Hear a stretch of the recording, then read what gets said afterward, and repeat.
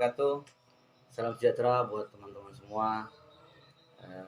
Alhamdulillah pada kesempatan kali ini saya ajak teman-teman untuk membersihkan bilah pusaka ini dengan satu keris ya. Oke, ini lumayan sudah berkarat. Ini pusakanya kakek ya, kakek saya dari Gorontalo. Tapi ini kalau rancang bangunnya pada tahu ya, Kendari. Cuma ini kakek buatkan sarungnya. Sebenarnya untuk pakem tahu itu tidak menggunakan sarung, cuma antara untuk menjaga bilahnya. Ini buatannya ya, buatkan seperti ini. Kali ini saya ingin membersihkan ya, karena sudah lumayan berkarat. Bismillahirrahmanirrahim. Nah ini pada tahu ya, sudah lumayan berkarat ya. Oke. Kalau yang keris yang ini belum terlalu berkarat. Kita tompang dengan menggunakan jeruk saja.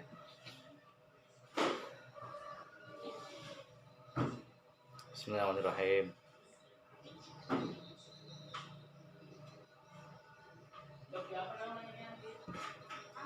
Karena bilahnya terlalu lebar, saya menggunakan sikat gigi ya. Karena berhubung ibu jari juga sudah mulai tipis dan safety juga.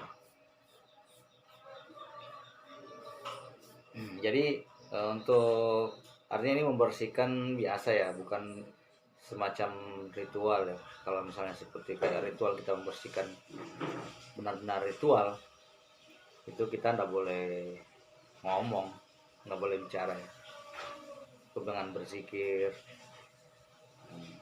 Karena ini saya hanya untuk menjaga bilah supaya tidak termakan oleh korosi, karena semakin lama besi termakan korosi itu akan semakin hancur ya, semakin rusak, tergantung kualitas besinya. Nah, jadi ada beberapa besi yang kualitasnya sangat baik, itu akan akan terjaga ya. Tapi bagaimanapun kualitas besi itu bagus, tapi kalau dimakan sama karat sama korosi tetap akan hancur juga.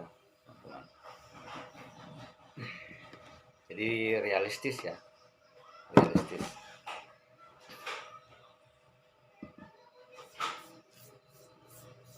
Jadi saya membersihkannya seperti ini saja biasa.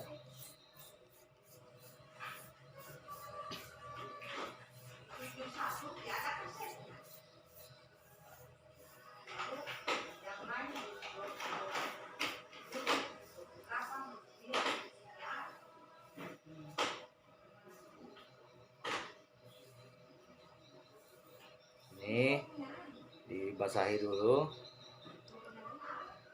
Biasanya saya diamkan dulu biar air jeruknya, perasan air jeruknya itu meresap ke dalam pori-pori besi yang berkarat ini.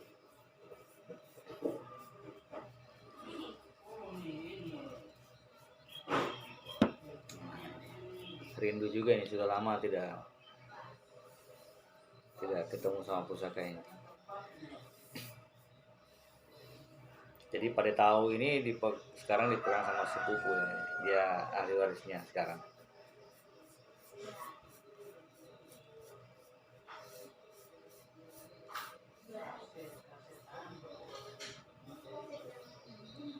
Ini kenapa biasanya cepat berkarat ya? Biasanya kita setelah bersih kita sering pegang besinya, sehingga di tangan kita ini kan mengandung zat-zat yang membuat besi itu cepat berkarat.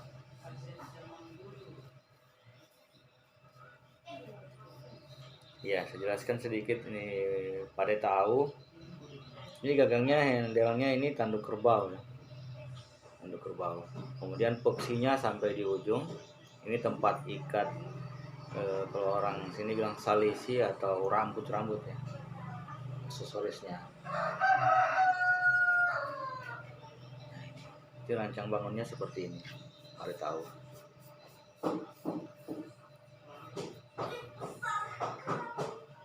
Dan ada apa ya, seperti kinatah ya, kinatah emas ya. Ini emas cuman emas muda aja, emas yang kadarnya mungkin hanya 50%.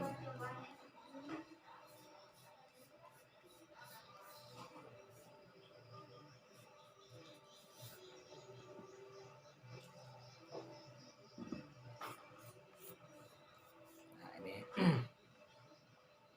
kalau pamornya saya lihat di sini sudah apa ya, standar aja, sederhana ya pamornya. Cuman kalau dari material besinya luar biasa. Lihat ada bunga garam juga, ada bunga peci juga, tapi sedikit. Oke, ini kita diamkan aja dulu, teman-teman. Sambil menunggu dia meresap, saya perlihatkan dulu ini keris. Ini dulu awalnya keris ini sudah terlepas. Ini pocinya ini baru. Ini keris Bugis ya, keris Bugis. Nah, hampir semua di dataran Sulawesi ini banyak yang menggunakan pusaka itu keris dari pakem-pakem keris Bugis seperti ini. Sampai ke daerah Gorontalo, Manado, ya, kemudian di daerah Kendari juga banyak tersebar keris-keris berpakem seperti ini ya. Bulunya rekok 3, kemudian ini sampirnya kayu kemuning ya, kemuning. Kemudian kalau dari wanua, yang ini yang agak unik saya lihat, wanuanya bukan cenderana barik, bukan cenderana, tapi ini seperti kayu timoho. Ini seperti kayu timoho. Ini ada yang hitam. Biasa teman-teman yang banyak menggunakan wanua atau warangka seperti ini adalah keris-keris Bali, keris Lombok, dan keris Jawa ya. Ya, saya tidak tahu kenapa menggunakan wanuanya kayu timoho ya. Biasanya kan cenderana barik. Ini saya mau bersihkan juga teman-teman. Kalau handle-nya ini sepertinya handle tanduk ya. Oke, silakan.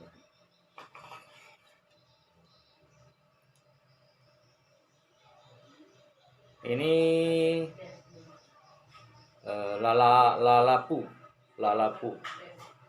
Lalapu itu penyebutan untuk keris Bugis yang berlook 7 ya.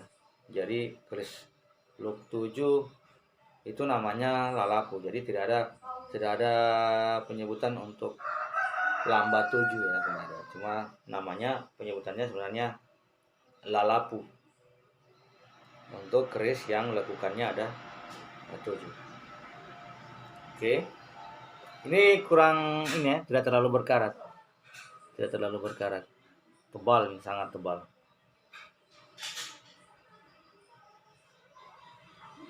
Nah, kita tompang juga ya, biar segar lagi dia. Bismillahirrahmanirrahim.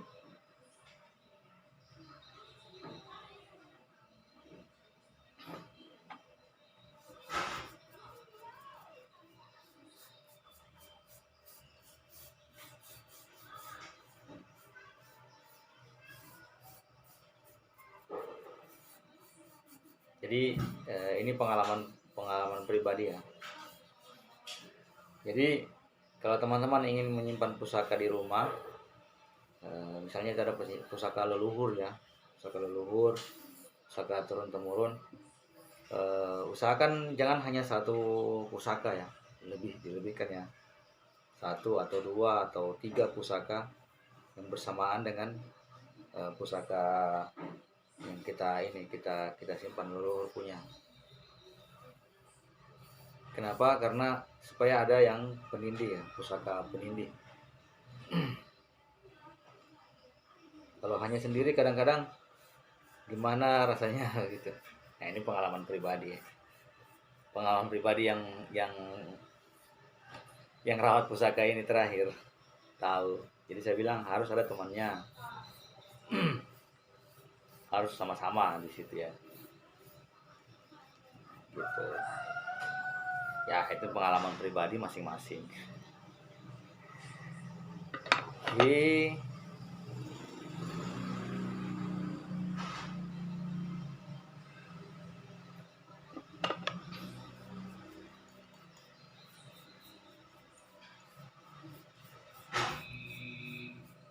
ini luar biasa juga pamornya.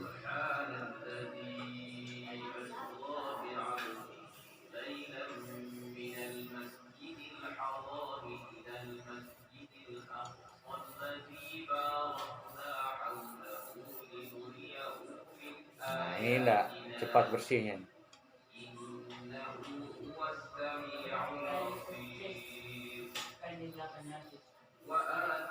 Oke, nanti lihat bersihnya ya.